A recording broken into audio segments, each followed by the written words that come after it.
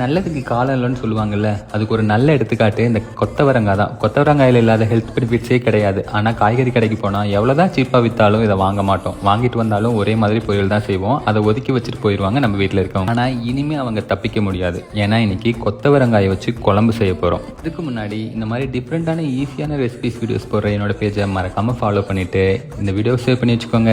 ஒரு கடாயில் கொஞ்சமாக எண்ணெய் சேர்த்துட்டு 50 கிராம் சின்ன வெங்காயம், 10 பல் பூண்டு, ஒரு சின்ன துண்டு இஞ்சி சேர்த்து நல்லா வதக்கிக்கோங்க.